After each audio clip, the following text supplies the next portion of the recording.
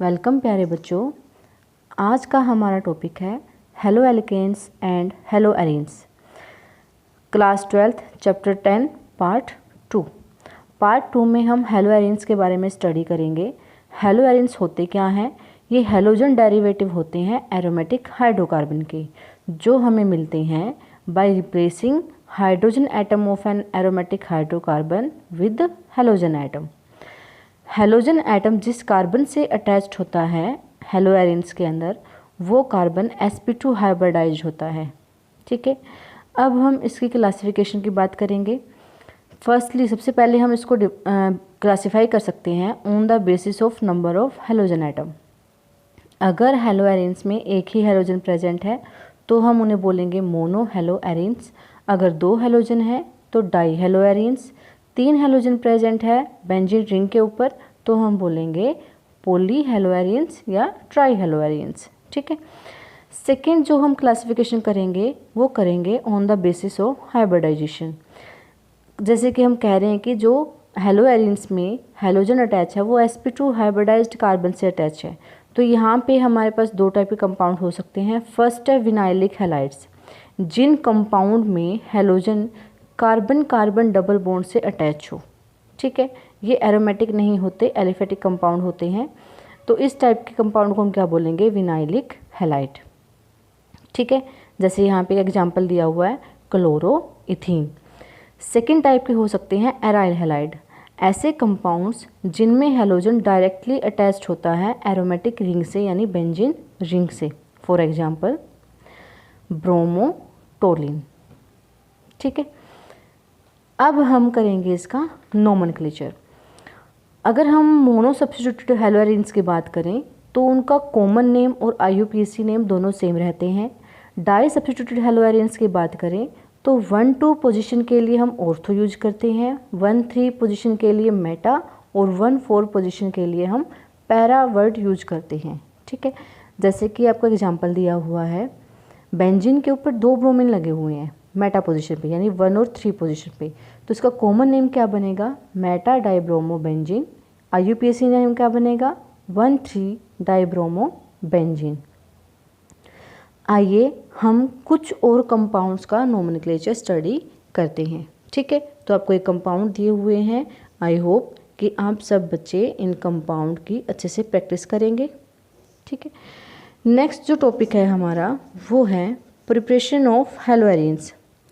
Preparation of hello arenes में सबसे पहले हम पढ़ेंगे फ्रॉम हाइड्रोकार्बन्स, कि हम हाइड्रोकार्बन से हेलो एरीन को किस प्रकार से बना सकते हैं। बाय इलेक्ट्रोफिलिक सब्स्टिट्यूशन, मतलब हाइड्रोजन को अगर हम किसी इलेक्ट्रोफाइल से रिप्लेस कर दें तो हम हेलो एरीन्स की फॉर्मेशन कर सकते हैं। एराइल क्लोराइड और ब्रोमाइड को हम प्रिपेयर कर सकते हैं। कैसे प्रिपेयर करेंगे? जब हम हेलो एरीन को ट्रीट करते हैं हेलोजन के साथ in the presence of Lewis acid catalyst like FeCl3, तो हमें क्या मिलेगा? ऑर्थो हेलोटोलिन और साथ में क्या मिलेगा? पैरा हेलोटोलिन। इन दोनों प्रोडक्ट में से जो पैरा है वो मेजर होता है। ऐसा क्यों?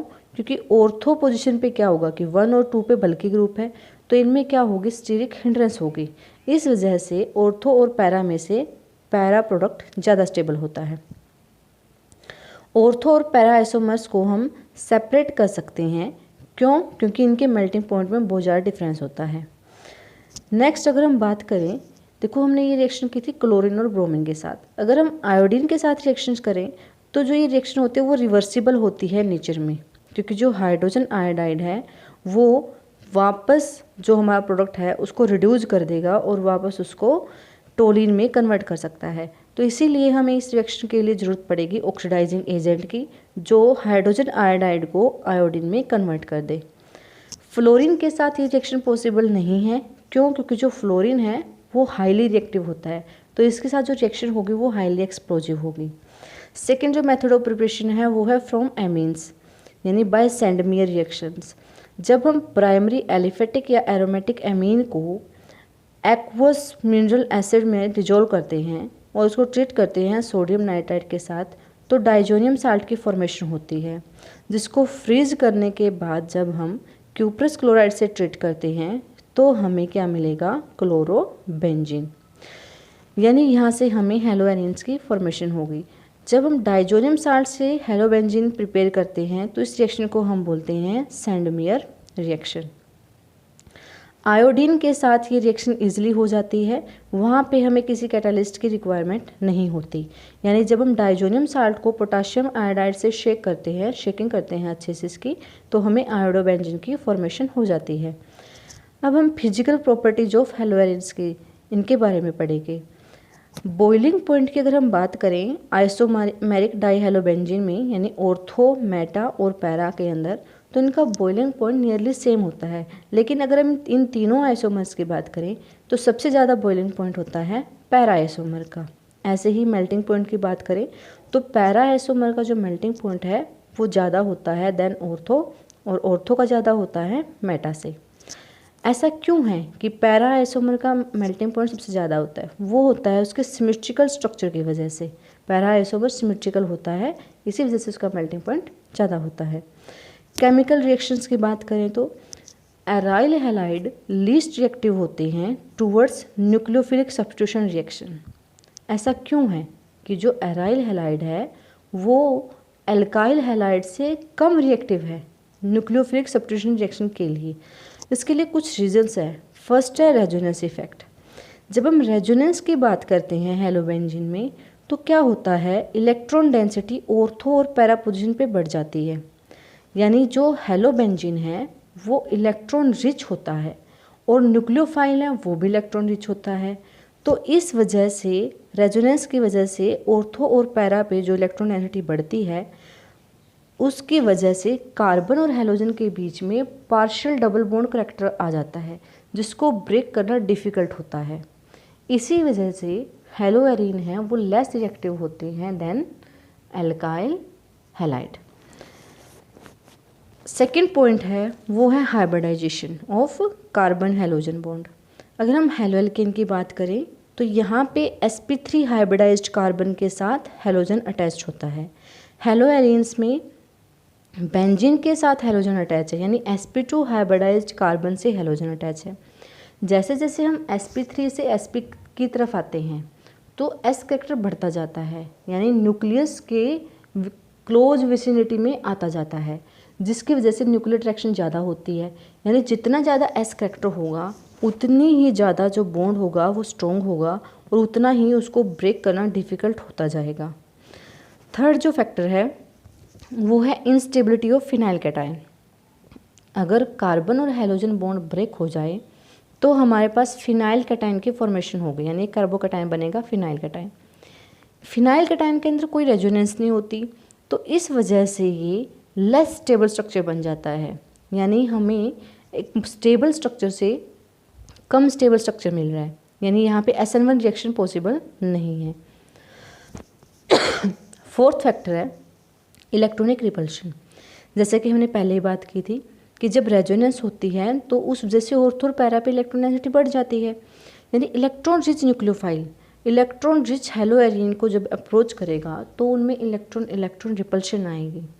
इलेक्ट्रॉन रिपल्शन की वजह से जो न्यूक्लियोफाइल है वो हेलोएरिन्स को अप्रोच नहीं कर पाएगा और SN2 रिएक्शन नहीं बनेगी।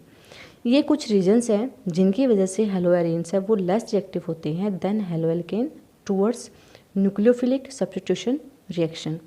कुछ एक न्यूक्लियोफिलिक सब्स्टिट्यूशन रिएक्शन हम देखते हैं हेलोएरिन्स की। फर्स्ट है जैसे रिप्लेसमेंट बाय हाइड्रोक्सिल ग्रुप, कि जब हम क्लोरोबेंजीन को एक्वस सोडियम हाइड्रोक्साइड से ट्रीट करते हैं at temperature 623 kelvin 300 atmospheric pressure in the presence of mineral acid, तो हमें क्या मिलता है, फिनोल। अगर यहाँ पे कोई इलेक्ट्रॉन विड्रॉइंग ग्रुप प्रेजेंट होता, जैसे हमने कहा कि न्यूक्लियोफिलिक सब्स्टिट्यूशन रिएक्शन बहुत ज़्यादा डिफिकल्ट होती है, इन्हें ड्रास्टिक कंडीशन की रिक्वायरमेंट होती है, लेकिन अगर हेलोबेंजीन के ऊपर कोई इलेक्ट्रॉन विड्रॉइंग ग्रुप आ जाए जैसे नाइट्रो ग्रुप, साइनाइड ग्रुप, तो क्या कर देता है, वो इसकी रिएक्टिविटी को इंक्रीज कर देता है, हेलोएरिन्स की रिएक्टिविटी को बढ़ा देता है। ऐसा क्यों होता है, क्योंकि ये इलेक्ट्रॉन विड्रॉइंग ग्रुप है जो बेंजीन रिंग से इलेक्ट्रॉन को विड्रॉ करेंगे और उसके ऊपर इलेक्ट्रॉन डेंसिटी को कम कर देंगे, जिससे कि जो हेलोएरिन्स है उनकी रिएक्टिविटी बढ़ जाएगी। लेकिन जो इलेक्ट्रॉन विड्रॉइंग ग्रुप होते हैं वो ऑर्थो और पैरा पोजीशन पे ही इफेक्ट शो करते हैं, मेटा पोजीशन पे इफेक्ट शो नहीं करते। जैसा कि एग्जांपल दिया हुआ है पैरा क्लोरोनाइट्रोबेंजीन की अगर हम बात करें कि जब हम इसको सोडियम हाइड्रोक्साइड से 443 केल्विन पे ट्रीट करते हैं in the presence of mineral acid, तो हमें क्या मिलेगा, पैरा नाइट्रोफिनोल। ठीक है, यहीं देखो इस कंपाउंड में हुआ क्या, जो नाइट्रो ग्रुप है उसने इलेक्ट्रॉन को विड्रॉ कर लिया, जिसकी वजह से जो रिंग के ऊपर नेगेटिव चार्ज था वो थोड़ा कम हो गया और जो न्यूक्लियोफाइल था वो आसानी से हैलोजन को रिप्लेस कर देगा। सिमिलरली ऑर्थो आइसोमर में होता है, वो आप खुद करेंगे। लेकिन अगर हम मेटा की बात करें तो मेटा में जो इफ़ेक्ट होता है वो नेग्लिजिबल होता है। ऐसा क्यों? क्योंकि जब हम रेजोनेंस की बात करते हैं तो जो नेगेटिव चार्ज है वो ऑर्थो और पैरा पोजीशन पे जाता है, मेटा पे तो जाता ही नहीं है। ठीक है, यानी जो नाइट्रो ग्रुप मेटा पोजीशन से डायरेक्टली अटैच्ड है वो इतना ज़्यादा उसको अफेक्ट नहीं कर पाता। तो इस वजह से जो सबसे ज़्यादा रिएक्टिविटी होती है वो होती है पैरा क्लोरोनाइट्रोबेंजीन की, उसके बाद ऑर्थो की, और सबसे कम जो रिएक्टिविटी होती है वो होती है मेटा की। ठीक है, आपको ये मैकेनिज्म भी दिया हुआ है, आप इसको अच्छे से इसकी प्रैक्टिस करना और आप समझना कि किस तरह से बॉन्ड की मूवमेंट होती है। इलेक्ट्रोफिलिक सब्स्टिट्यूशन रिएक्शन की बात करें तो इलेक्ट्रोफिलिक सब्स्टिट्यूशन का मतलब क्या है कि एक इलेक्ट्रोफाइल को रिप्लेस कर सकते हैं हम किसी दूसरे इलेक्ट्रोफाइल से। ड्यू टू रेजोनेंस की वजह से जो इलेक्ट्रॉन डेंसिटी है वो ऑर्थो और पैरा पे ज़्यादा होती है एज कम्पेयर टू मेटा, लेकिन जो हैलोजन है उसका इफेक्ट होता है -I इफेक्ट, जिसकी वजह से वो इलेक्ट्रॉन को विड्रॉ कर लेगा रिंग के ऊपर जो इलेक्ट्रॉन डेंसिटी है वहाँ से। इस वजह से जो बेंजीन रिंग है वो समवट डीएक्टिवेट हो जाएगी, यानी थोड़ी सी वो डीएक्टिवेट हो जाएगी। इसीलिए जो इलेक्ट्रोफिलिक सब्स्टिट्यूशन रिएक्शन है वो होती तो हैं हेलो एलियंस में, लेकिन स्लोली होती हैं। इन्हें करने के लिए हमें कुछ ड्रास्टिक कंडीशन की ज़रूरत पड़ेगी। सबसे पहले जो इलेक्ट्रोफिलिक सब्स्टिट्यूशन रिएक्शन है वो है halogenation. Haloarene halogenation reaction show करते हैं in the presence of Lewis acid catalyst anhydrous ferric chloride, कि जब हम हेलो एरिन्स को हैलोजन से ट्रीट करते हैं in the presence of Lewis acid के साथ, तो हमें क्या मिलेगा, डाई हेलो बेंजीन, यानी ऑर्थो और पैरा प्रोडक्ट मिलेंगे, जिनमें से पैरा मोर स्टेबल होता है। सेकेंड जो रिएक्शन है वो है नाइट्रेशन। जैसे कि क्लोरोबेंजीन को जब हम नाइट्रिक एसिड और सल्फ्यूरिक एसिड से ट्रीट करते हैं, कॉन्सनट्रेटेड नाइट्रिक और सल्फ्यूरिक एसिड से, तो हमें मिलता है ऑर्थो क्लोरोनाइट्रोबेंजीन और para chloronitrobenzene. Para is major product, क्यों?